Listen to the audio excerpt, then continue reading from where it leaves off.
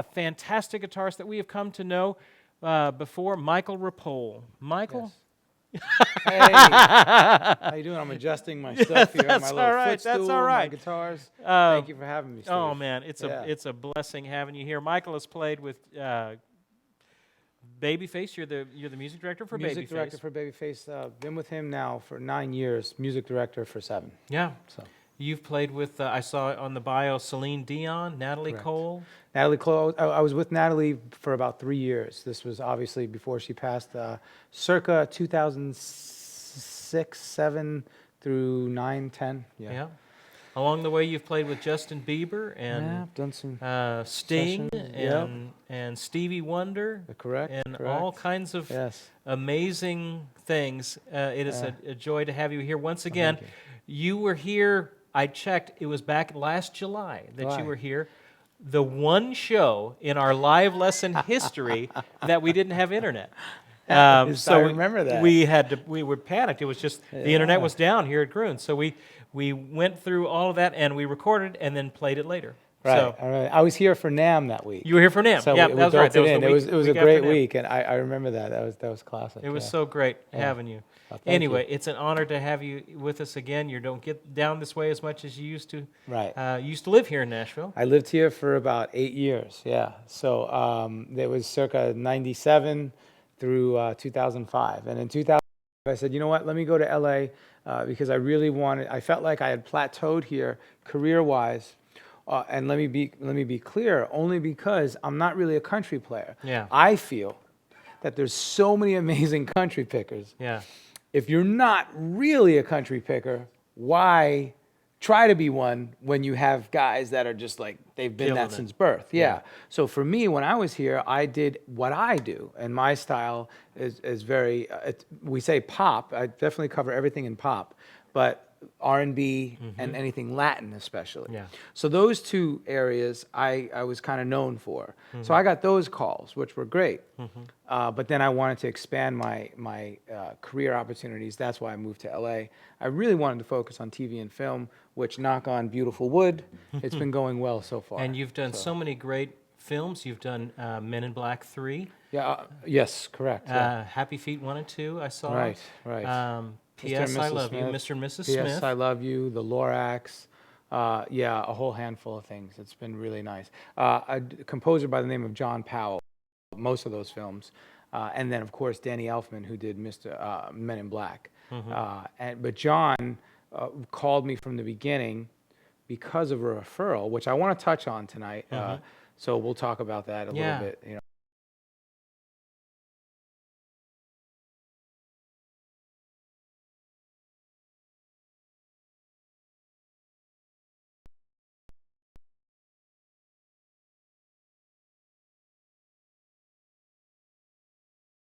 D28. This is kind of the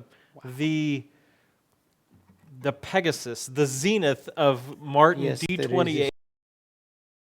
And you'll notice the sound of this amazing instrument is incredible. Go ahead and just noodle around something on it. Well, I get nervous, you know, and let me just say I am honored to play an instrument such as this. But what I notice, like when I pick up an acoustic, I immediately go to my fingers because I naturally gravitate towards that. But first thing I notice is how it resonates and how it sings. And this guy,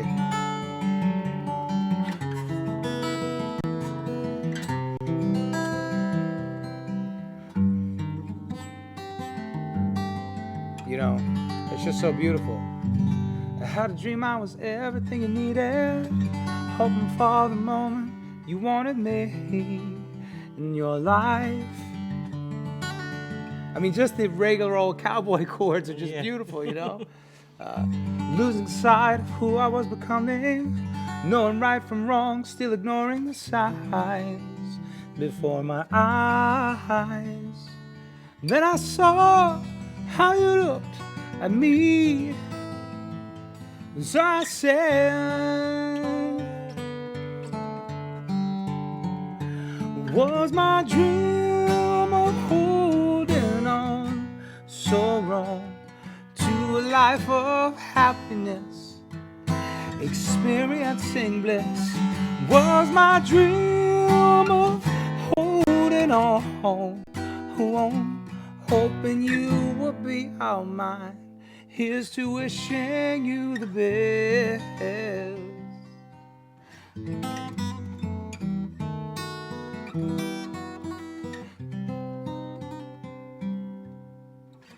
I had a dream I was everything you needed. I mean, this guitar, Beautiful. thank you so much. Beautiful, That's beautiful. an original song that I wrote, but this guitar brings out that kind of performance. I can't help but just go there with it, Just you know? gorgeous. Thanks, Just man. gorgeous. Beautiful playing, beautiful instrument. If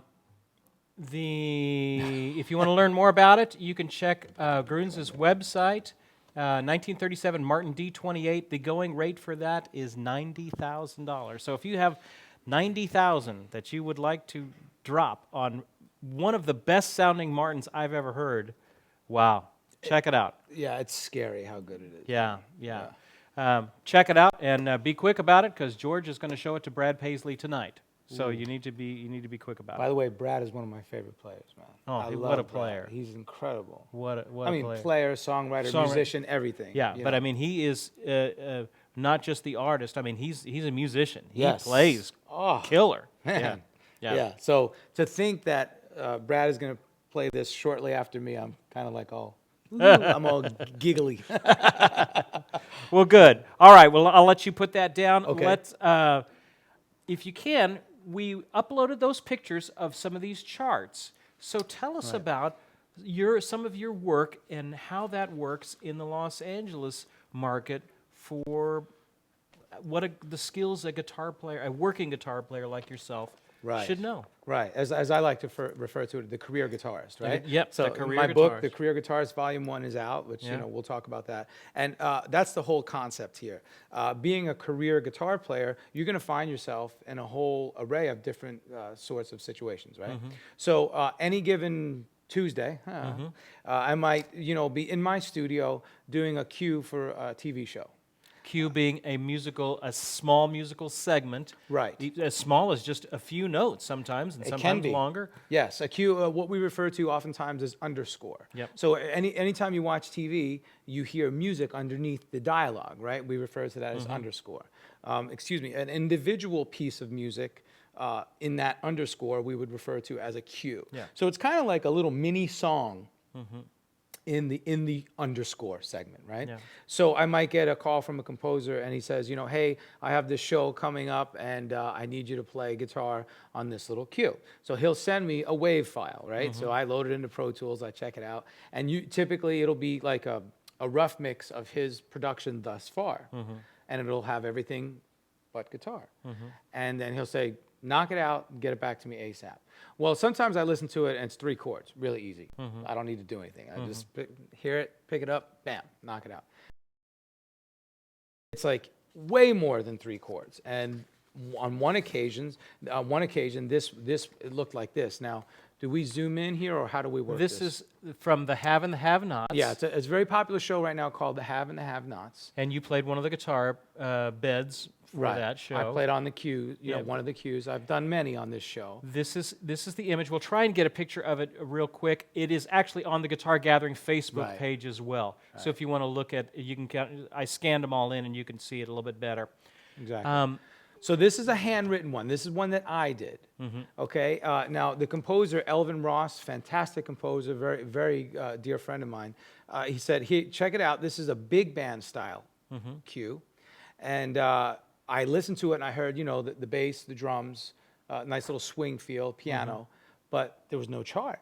And if you look at this, I mean, that's quite a few chords to try to remember. So I'm like, there's no way I'm going to do that. And again, you want to treat everything with the utmost respect and get the best sound, the best feel, the best performance. So now, what gear would you grab on a big band type cue for a TV show? Right. Typically, I would get a big old, like a Super 400 or, you know, a big fatty, you know, a fat jazz box, a hollow jazz box, which I love those.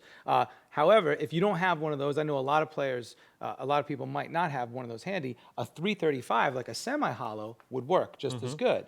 And the reason why I love the 335 type guitar. Now, it doesn't have to be an exact 335. It can be a replica or of any. And this is just a guitar we found it here at the store. Yeah, we picked this. I literally picked this up off the shelf here. This is a Gibson 335. Now, again, if you don't have a Gibson 335, don't worry. Anything that resembles that will work. And the reason why we want that, we want the semi-hollow or the hollow body, because that's the big band era. And then we have, of course, we have from the 40s, we had Charlie Christian, which evolved into Wes Montgomery, right? We have that going through the 40s and 50s. But the guitar player, and his name is escaping me, from the Count Basie band, who made this style famous. Oh boy, this is terrible. Freddie Green. Freddie Green, thank you. Whose guitar was sold at this store last year by his estate, by his family. It should be in a museum. And it came through this store. Freddie Green's guitar. He only had like 3 that he them came through this store. That's amazing. I played it. It was beautiful. It must have been sick. Oh, yeah. If the you don't action mind was just ridiculous. Original strings. The strings that Freddie used. Okay, so it's more like a relic of vintage. Yeah, it is as he had it in his case. What did something like that go for? I don't know. I don't remember. It had to be astronomical, I'm sure, yeah. Beautiful instrument. And what make was that? Do you remember? I don't remember offhand. Huh, okay. I don't know if it was an L5 or something like that. An L5 Gibson, or, I mean, because back then we had Gibson. Did we have Gretsch yet? No, or Guild? I think if I remember right, I could be wrong. I think it was an L5. Yeah, I'm sure we can all look it up. But so anyway, so getting back to the thing here, so, put on your, and again, these are all tips that I speak about in my book, The Career Guitarist, which is available at my website. It's an ebook. But these are things that I talk about all the time at clinics and lectures. I did a lecture last night at Belmont. So I speak about these things because I want to teach aspiring career guitarists, how to do it for real, how to get these tones. So you go in the neck pickup, and you just make sure everything's up, and you just get that nice jazzy hollow sound, right? And the best thing, of course, is the fleshy part of your thumb. Right. So Wes did it. We have, you hear that, right away. You just think of Wes, Okay, so for this chart, again, big band arrangement, I'm thinking, all right, I hear all these chords, I sketch them out, and the chart looks like what I showed you, and then you just kind of got to go for it. So it starts with a D flat 6 to a D flat 6/9 to a C 6/9. So 1. So that's the rhythm phrase that obviously the recording has, and then it goes to an A flat 7, sharp 9, sharp 5. So you could do, so 1, 2, 3, 4, 1, 2, 3, 4. So that's the groove, right? Yeah. So you're in there, and you just got to kind of go with it, and then the main part of the song is. And Steve, why don't you join along with me? It's just 1-6-2-5 in the key of D flat. I'll just stick there for a minute. I'm not plugged in. Well, let's fix that. That's right. That's right. I got it. Okay, I got it. Okay. 2.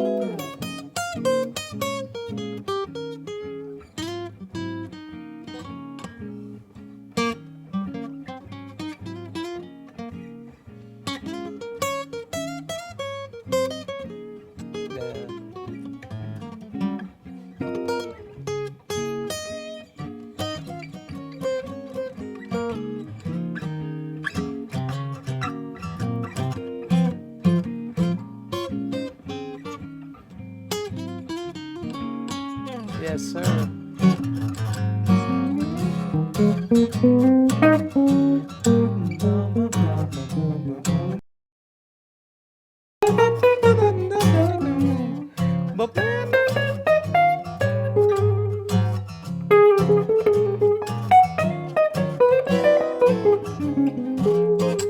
Exactly.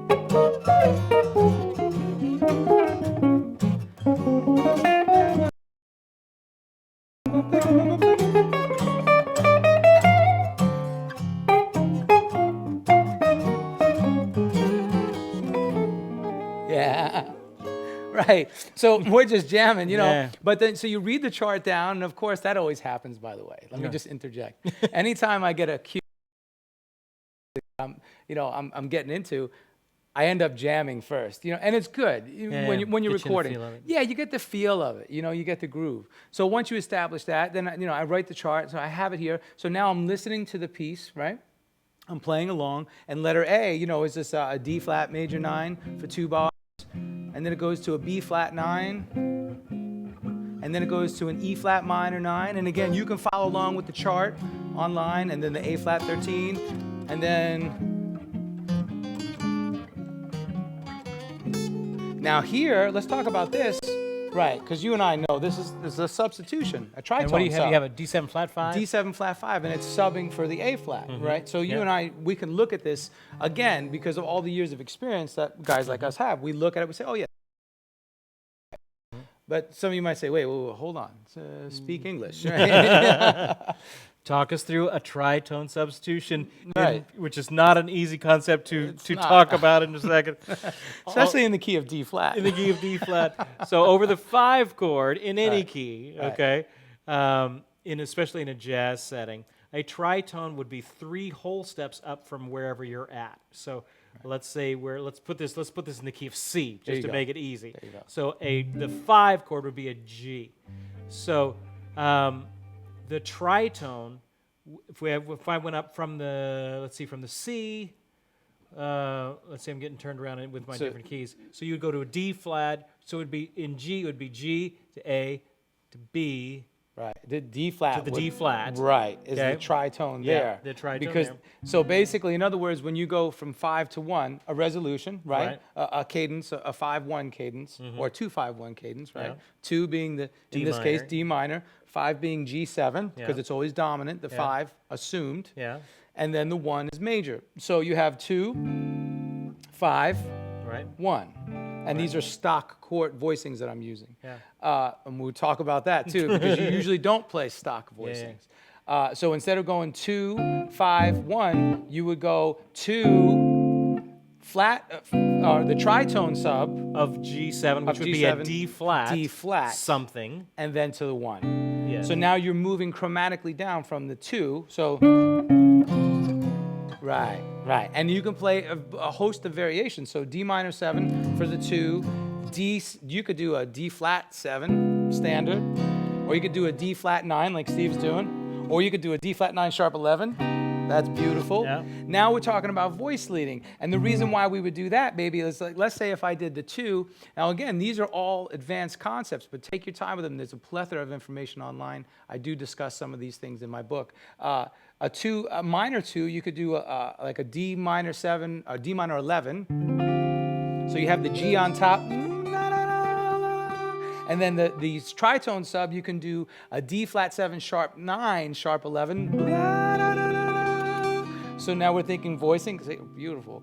And then we're going to resolve to a C6-9 and keep that G on top. Right? So you just got to love it. So again, now it's your job to analyze and come to these decisions on your own. Yeah. Again, the composer sent me this stuff online. Yeah. He's not sitting there breathing down my neck. Yeah. He trusts my work. So he says, I know that Nomad, once he gets this chart, he's going to know what to do instinctively, you know. So that's what you do. Yeah. So there you have it. Let's do another one. I hope that helped a little bit. What's another one example that you have? Well, while I have the electric in my hand, this would be a good one. This is the song Every Time. Every time I close my eyes. Every time I close my eyes. This was from Stevie Wonder's. You played with Stevie Wonder. Right. So this is Stevie Wonder's House Full of Toys.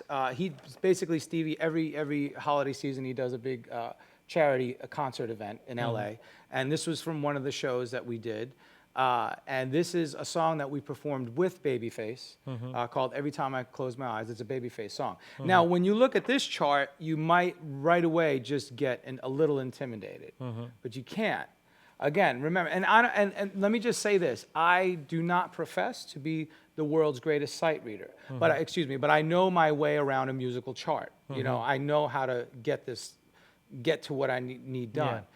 So something like this is written in concert staff So when you see, bass and treble. yeah, you have Kind the of bass and treble. kind of clef. almost a piano staff sort of a thing. Right. With the melodic cues on the top, and then you'll have the rhythmic cues, what the chord changes are, generally on the bottom or somewhere along the line. So you have what you need, which is the melody and the chords, and the Right. rhythm hits with the chords. So you can play rhythm, or you could play with the melody as well. Correct. And you could play a hybrid of the two. Now, one of my favorite players, who, if he comes out this way, we gotta hook you guys up together. Sorry, this chair keeps squeaking. It's annoying me. Yeah. We gotta hook you guys up. Paul Jackson Jr. Paul Jackson Jr. One of my favorite The players. greats, Yeah, yeah. one of the great session players of all time, based out in L.A. This is something he's really known for. So if you look at this chord chart, you're gonna see a B flat minor 7, an E flat minor 7 over A flat, which would be something like this. Now, if you're doing a solo jazz guitar arrangement, you want to play these big full voicings, you know. You know, Yeah. we want to do all that. Yeah. But in a band context, you can't, because Yeah. you're going to get all in the way of the piano player and the bass player, and they're going to be like, dude, stop playing my parts, you Yeah, know. yeah. So you have to exercise some. Just be really aware. And that's something that I always talk about with musicians. Listen to everything. Just because you're playing guitar doesn't mean you shouldn't know how the bass line goes. You should know. You should be aware. Guitarists with piano players, we have to be careful because we can get all up in their Kool-Aid and really muck up the waters. You know, we don't want to do that. So again, so you see these big chords and you see a D flat major 7 and then a B flat over C. Right? Now I'm doing it the old school way with the old thumb, hook thumb, which is fun, but you don't have to, you could do this. So you might look at it and say, well, man, I'm gonna play it, you know, full chords. So F add 9, you know.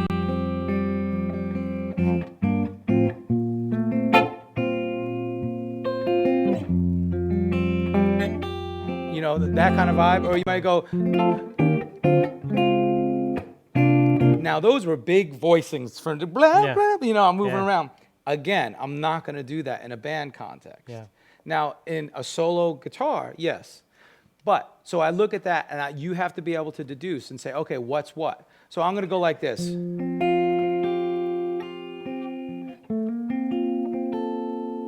Right? Yeah. B flat, just keep vamping on that. Now, playing the lower bass notes, because there's no bass player. So that's cool. So he's acting kind of like a bass player and a piano player together. And I'm playing these upper voicings. And now I could even go higher.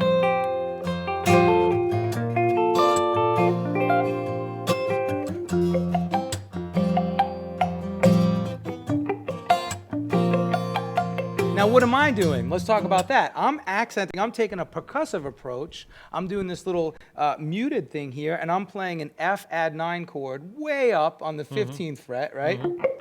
And I'm just muting it really tight, and then I'm just plucking the string, so I'm getting a pizzicato sound. Yeah. And then I'm doing the same thing for the B flat, which I'm playing like a B flat 6/9, or which would be in place of the B flat major 7, you know, so, which adds such a cool. Now we sound like a band. If we had a bass player and maybe like a little percussionist, you know, with some cajon, maybe, yeah.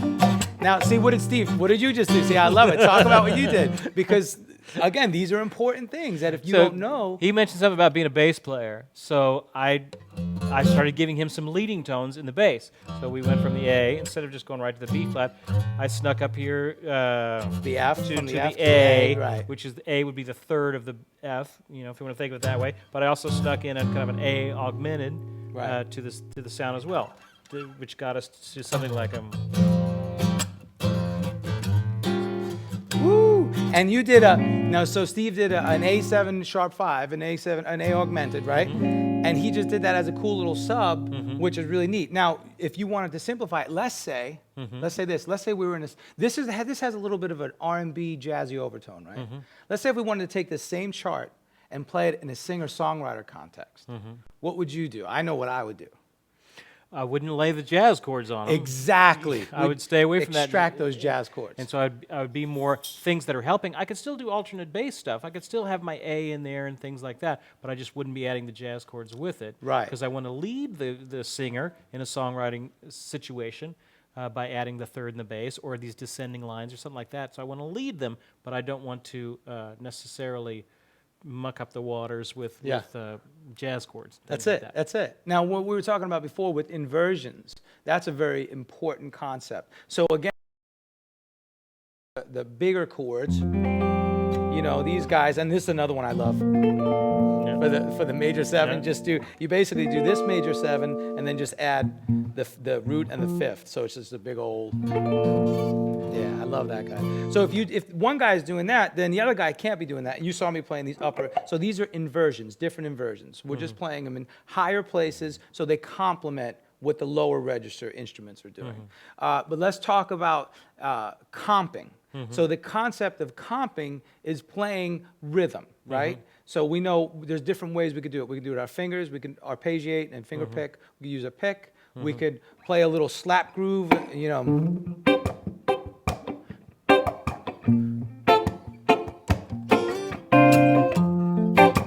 That's one way, right? The other way I was doing these little plucks, those little pizzicato plucks. Another way is the way Steve is treating the groove, the way you're treating the groove. Another concept with comping, and this is where Paul Jackson Jr. really influenced me. He would play chords or little segments of chords, double stops and little triads and whatnot, especially in upper registers. But then he would throw in a lot of double stop slides and little picking notes. Yeah. So let's do the same groove. 3.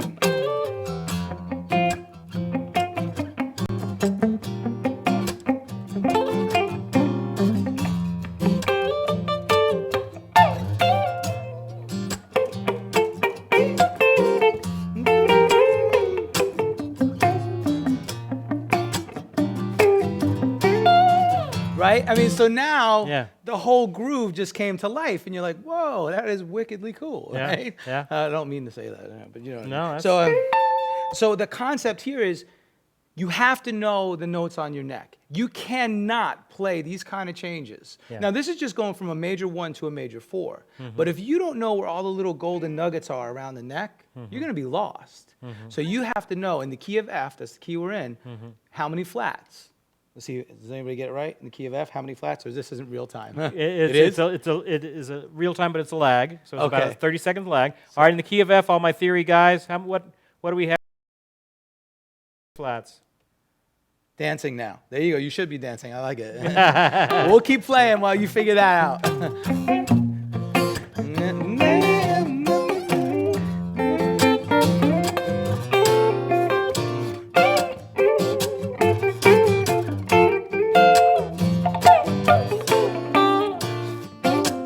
Yes. There you go. Woo, a lot of people got it right. I love all these changes Steve is playing. He's playing some beautiful changes. So a lot of people got it right. There's one accidental, and it's B flat, right? Yeah. So my point being, you can't just randomly pick notes out. You got to say, so what am I doing? I know it could be a little confusing, and I'm so sorry for that, Trey Ackridge. But concept is simple. Pulling it off sometimes can be a little difficult. This is why you have to have a good foundation. Sorry to keep reverting back to my book. This is what my book talks about. You got to build your foundation. So what am I doing? If you think F major pentatonic, let's just pick the easiest F major pentatonic form. Right? So I'm staying within those notes. I'm using mostly those notes. So if I pick a little groove,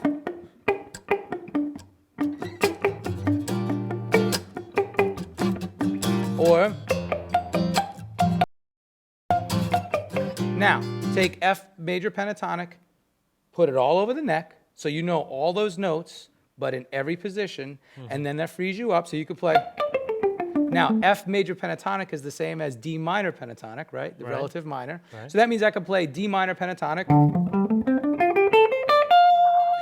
You don't want to go too bluesy because it'll take it out of context of the genre we're in, but you can go a little bluesy. Let me demonstrate that. So I'm going to play some D minor pentatonic mixed with a little bit of F blues mixed with a little bit of F major pentatonic. Let's try that. So here's the major pentatonic F major. And I'm just doing some double stops in F major pentatonic. And I did that just so you could see how easy it is. I'm just taking those two notes, right? And here I might go like this. And here I might do this. Okay, now I'm gonna add a little bit of blues.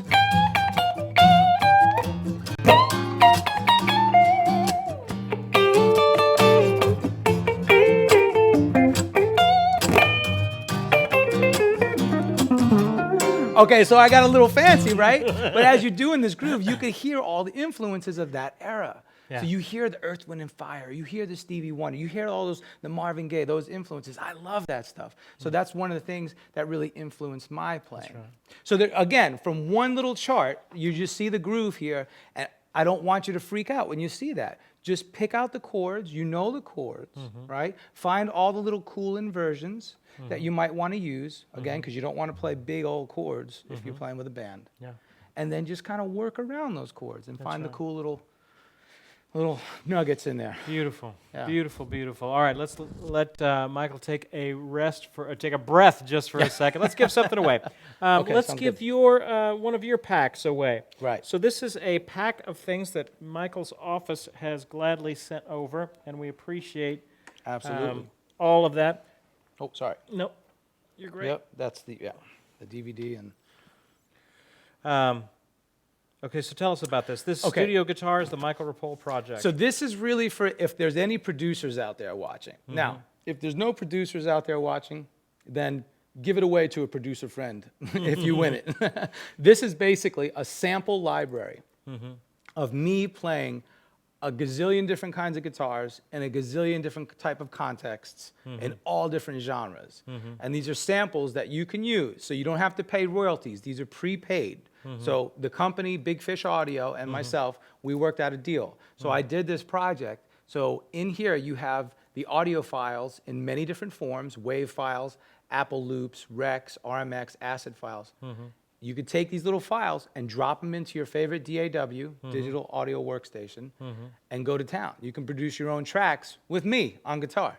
With this, so there you actually, go. really, really cool. Yeah. And there's other things as well with this. Just a little bag, swag bag. Little swag bag of stuff. Okay, the winner of this is First Hall. First Hall.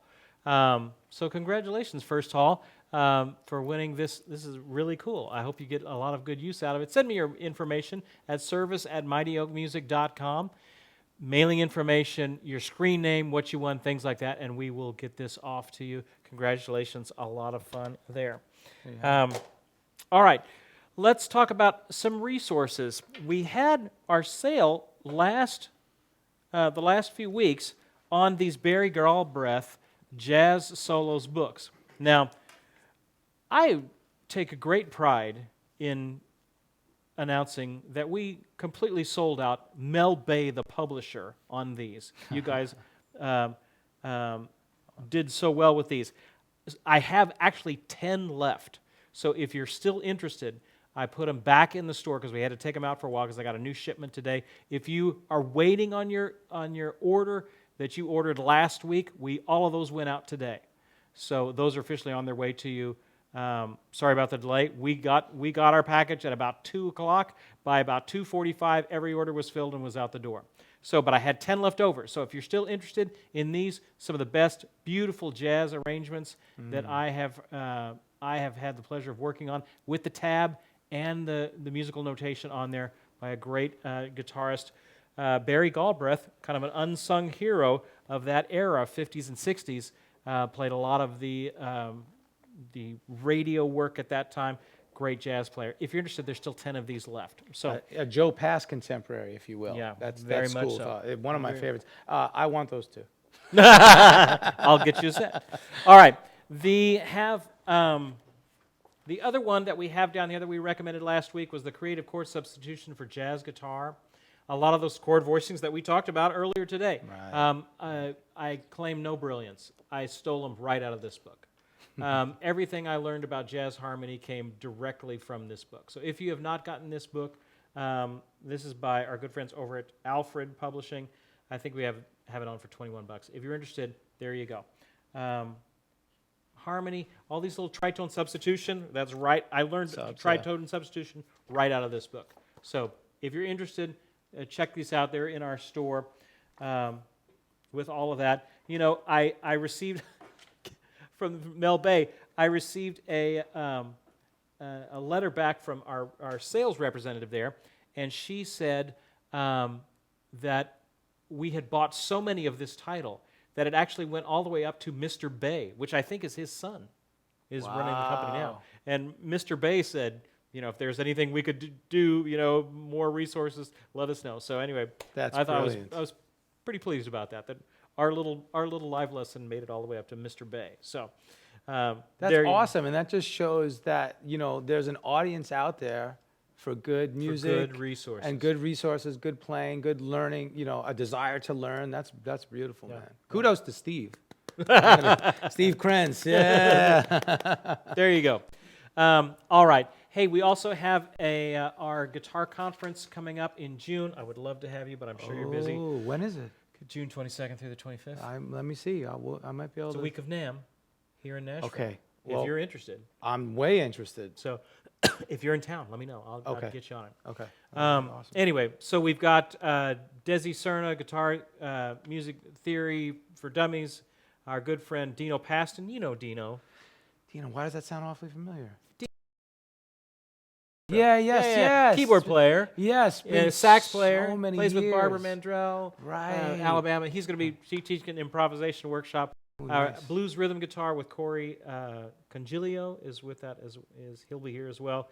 And then we're still trying to arrange some of the larger guests as well. So anyway, we've got 59 people registered now. So the links for that are being put up by Fabian. So thank you, Fabian, for doing that. Oh, we also had a couple of you guys were having problems with the hotel, getting the hotel to, they were saying that we were full.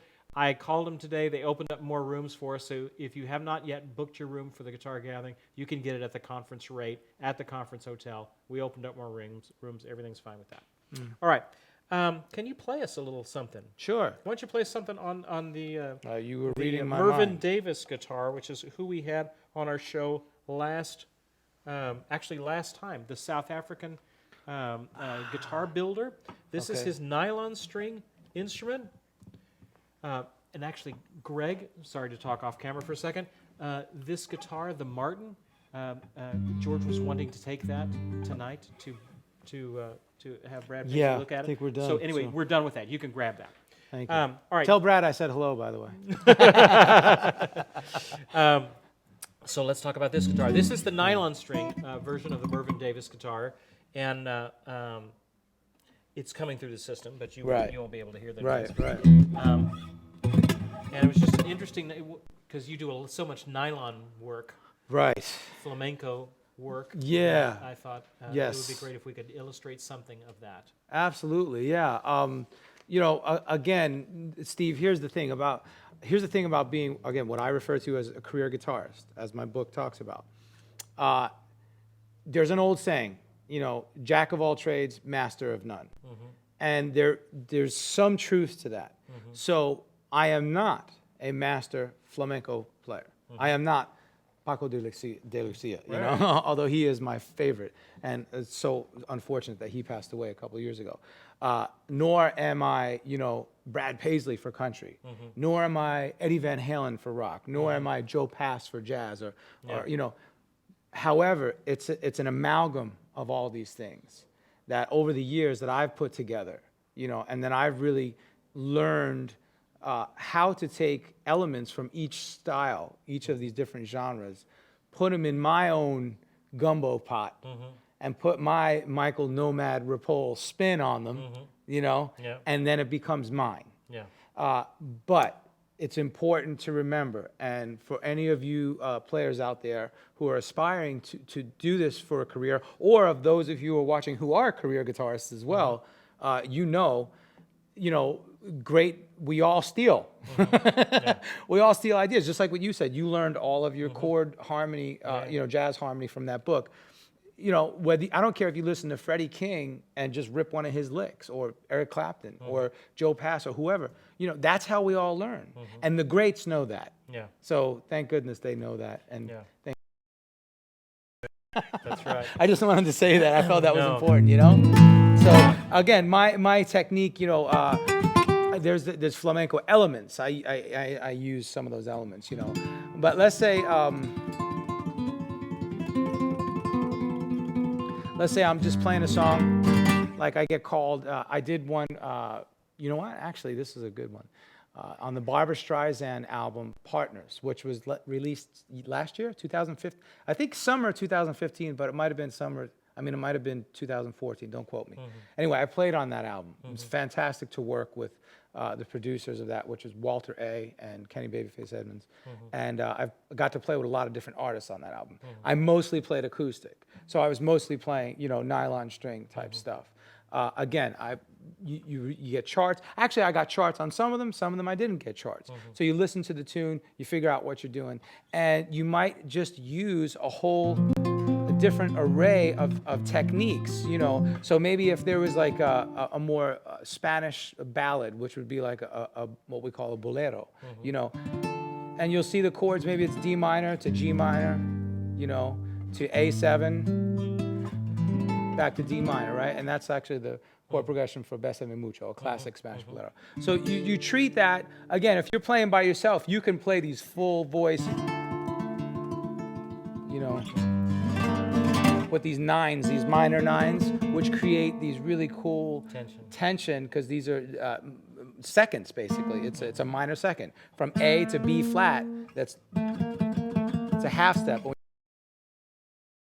Really dissonant, but when you put the rest of the notes of that chord in there, now it sounds beautiful. So it went from sheer dissonance to, you know, same thing with this D minor, you know, okay?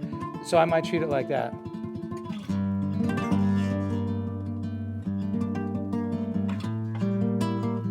Now I'm playing the 5 chord with a flat 9. Then I'm gonna do a,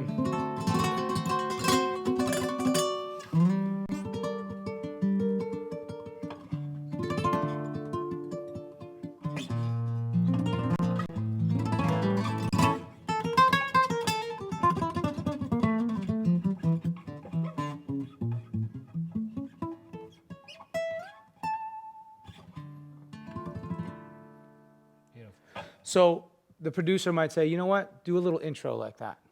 And because usually when you're warming up in the booth, if they hear you play some of that, they're gonna like it, you know. And when you first came to Los Angeles, it was a movie session, Right. And you did things Precisely like that. Yes, on exactly.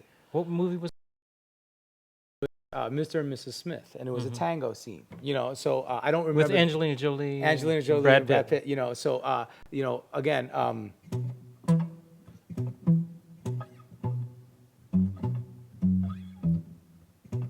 right? That's the groove of a tango. That's just like the bass line. So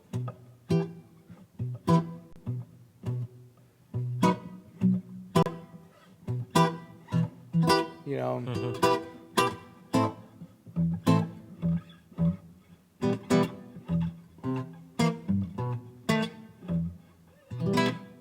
Right? So you have the feel of the tango. So we did that pass, and then we would do the lead pass, you know.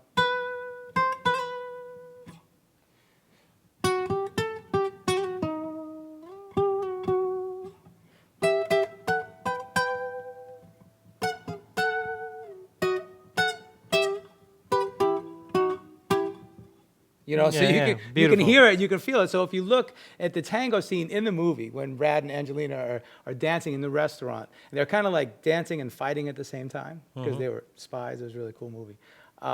That's, you hear me playing there, all those cues, you know. So it was a lot of fun, actually, and I'm really grateful for a fantastic bass player out in LA, who referred me to John Powell, the composer, and then John called me. And this was all very quickly after I moved to LA. So again, that's an issue I talk about in the book, The Career Guitarist, networking. Here's the thing. look, all these years that it takes to become a great musician, we have to sacrifice, right? So we lock ourselves in our room and we just practice.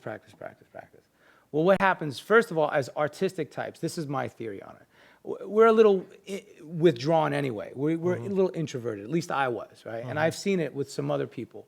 So then you're practicing and you're kind of into your own little thing, and then you have to go out into the world and figure out how to make a career out of it. And they don't teach you that in college. Yeah. They don't teach you that, although in college you're going to learn all of this plethora of information. But now you're not, as a musician, you don't have an agent, you don't have a manager, and you don't have a support staff. So good luck, buddy. Go find a career. Yeah. And you're like, what? How do I do that? Networking. Yeah. So again, and I don't mean like just, I don't mean that with a negative connotation. It just means you got to get out there. Go to the jam sessions. Go to the clubs. Go talk to other players in your area who have accomplished things that you want to do and get to know them, you know. Another great way for networking, and this is how I did it growing up, is I would take lessons. So I would go to all the hip spots in town. I grew up in New York and then also in Florida. And in both towns, I would go to all the little hip spots and find the guitar players and other musicians that I liked and literally go up to them after the set and say, hi, my name is Michael, blah, blah, blah. I'd love to take a couple lessons with you.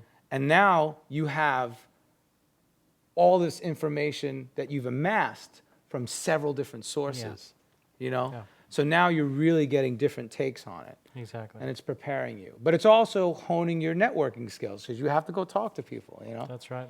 That's right. As you have questions, gosh, we're almost needing to wrap this up. If you have questions, go ahead and type them in, and we will try and do as best we can to get to any of those. I see. These comments are fantastic. Thank you, everybody. I appreciate all of these wonderful comments. Yep. Okay. Well, as you have questions, our producer will put those up. Let's give away one more thing. I wanted to give away a Gruhn's baseball hat. So we're from our good friends here at Gruhn Guitars. If you're interested, here we go. The winner of this is Johnny Lobo. Johnny Lobo, you have just won an official, be the first one on your block to have an official Gruhn Guitars baseball hat. And there you go. Congratulations. Hey, send me your information at service@mightyoakmusic.com and mailing address, things like that, and we'll get you fixed up with all. Can I answer some of these? Yeah. So my favorite guitar, there's too many to name. I have so many favorites. I love Tellys. I'm a Telly head. I got like 10 Tellys at home from all different makes. My book is called The Career Guitarist, Volume 1. It is available on my website, Nomad's Place, nomadsplace.com. My moniker is Nomad. My father's from Cuba. My mom's Italian. I've never lived in one city for more than a year until I became like somewhere in my mid-30s. So now, but Nomad, travel the globe, spreading the joy of music, one song at a time, blah, blah, blah. Yeah, all right, you have it. Listen, hashtag Ask Nomad. Listen, I can see that everybody's digging what's happening. Ask me anything music related. So hashtag Ask Nomad on Twitter. Yeah. And I will answer your questions, because I know we're not going to be able to get to all the questions. There was something else that somebody asked me. Telly fan, my favorite guitar. Your favorite guitars. I have a question. Yeah. Your nails. Oh, nails. Yes. These babies. Okay, maybe we can get a close-up of this. Yeah. So I go to the salon, which I despise doing because everybody looks at me like I have 3 heads. But I walk in and I sit down and I get them done. And you just kind of have to suck it up. These are acrylic tips. Is that a good close-up? Do you have that? Yeah, we got Okay. So I'll give you all different angles. I like them thick. So when I tell the technician, to do them nice and thick, because when I do this raschiato technique, I don't want them to break. Also, when I do the picado technique,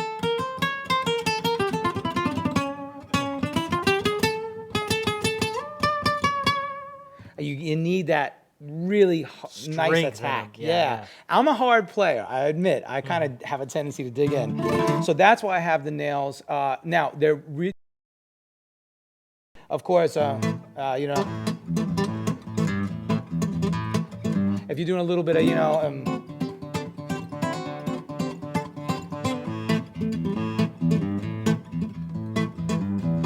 You know, if you're doing a little bit of country rhythm kind of stuff. Yeah. You know, even a lot of country players use them, of course. I know Johnny Highland, uses Brent Mason, all my favorite players. All the guys in town do this too. So, or a lot of the guys in town. How often do you have to get it done? I need a fill-in right now. They're pretty bad. I get them done probably a fresh set probably every 2 months, and then I try to get a fill-in if once they start growing out. I will say this: there's a new company called Tiptonic that I just started working with. I'm a beta tester. They make these nails that are not acrylic. They're some kind of composite material. They mold them to your actual fingers, to your nail print, and then you put them on with glue, and they come off. You can put them on, take them off. Put them on, take them off.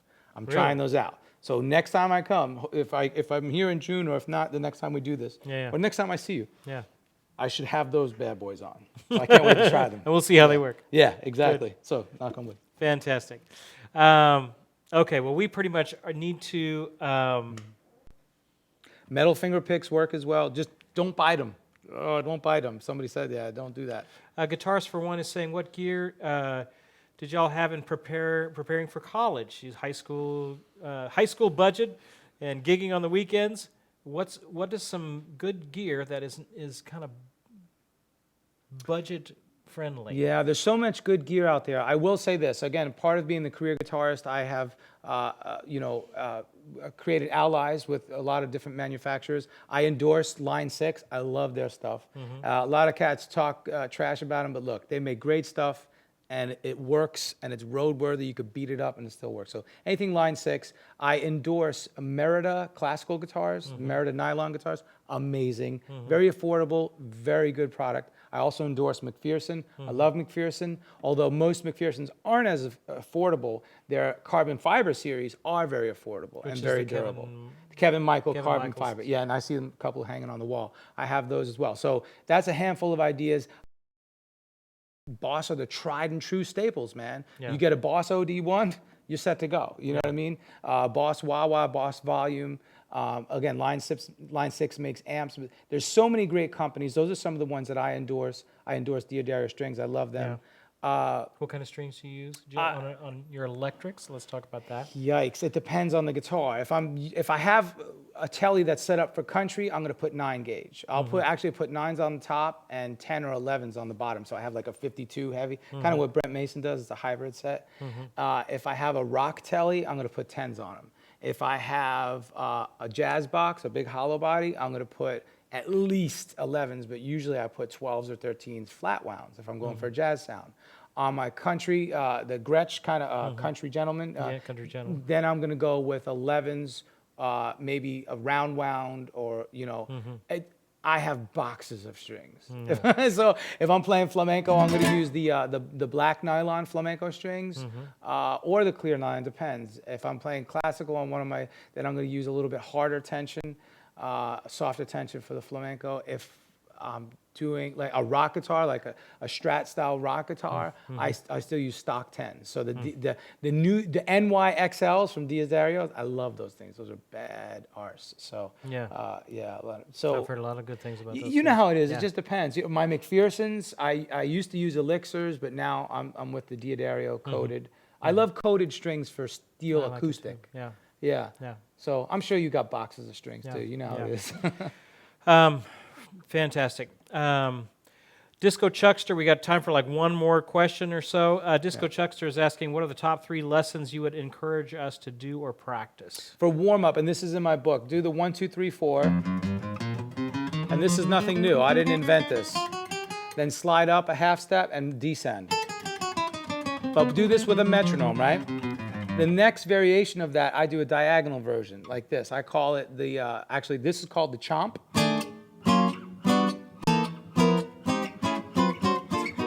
This is going to get your fingers used to moving really quick for chords, okay? Then do it on the next set of strings.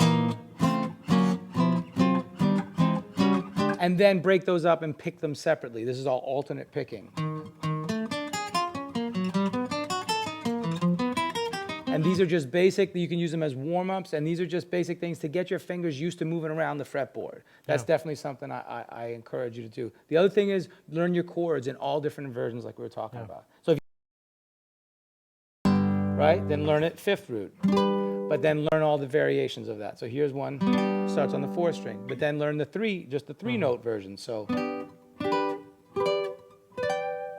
and there's different ways and techniques that you can do that. I do cover it partially in the book. In volume 2, I'm going to get more into that. Yeah. So chord inversions are very important, knowing them all over the neck, and those couple little warm-up exercises. And then all your pentatonic stuff. Just kill pentatonics everywhere, because you could use them in every style of music. That's the one thing I love. I have this thing called Third Theory of Revolution. You talk about when you go from, you play a blues tune, right? So you have a minor third in the key of A, you know.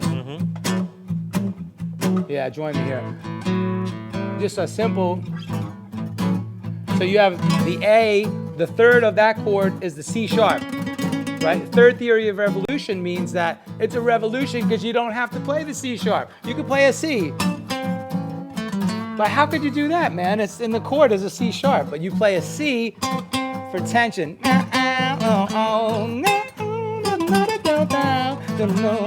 So that's a third theory of revolution. In other words, the third of the chord determines whether it's major or minor. Yeah. In blues, you can right? Hard to do it on another, yeah.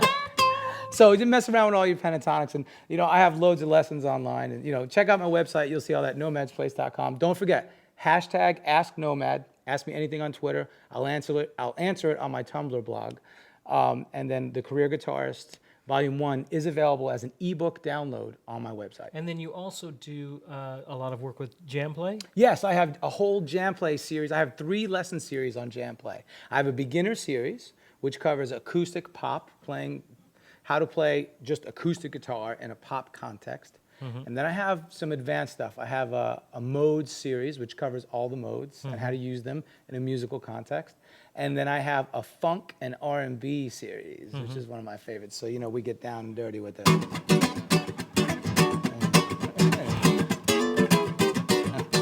We really get into the...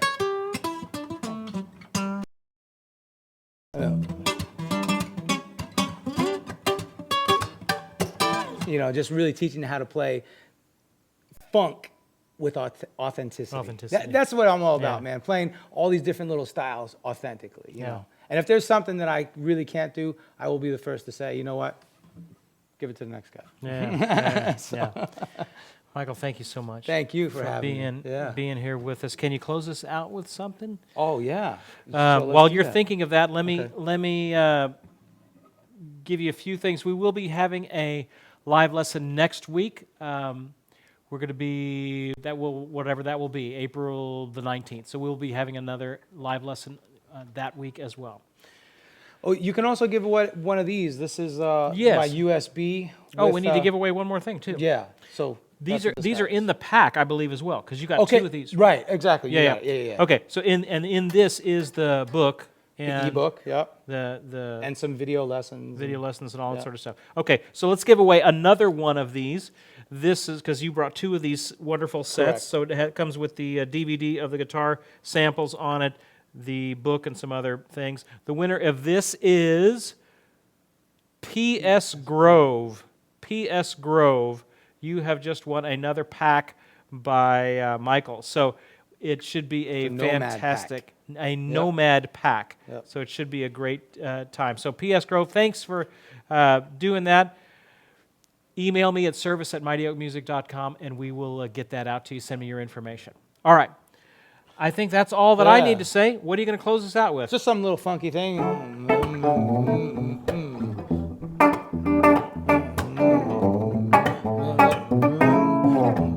Just E minor 9 to A. So.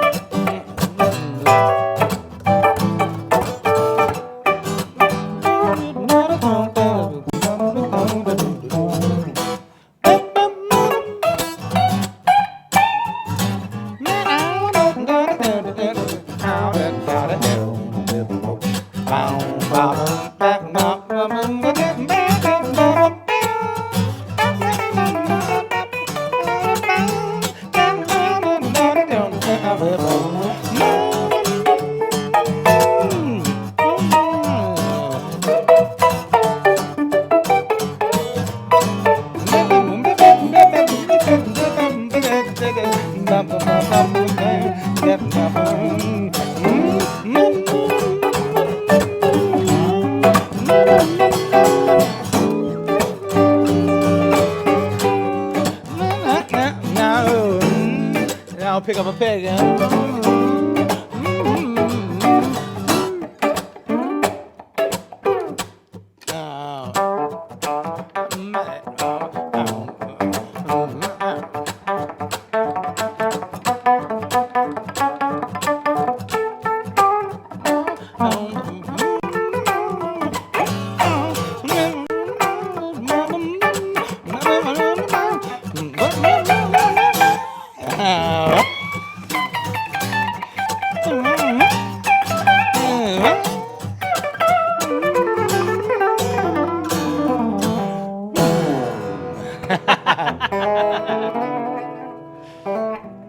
Thank you so much, Michael. Oh, thank you, man. It was awesome. All right, keep up the great work on your own learning. Keep up practicing, and we will see you guys next week.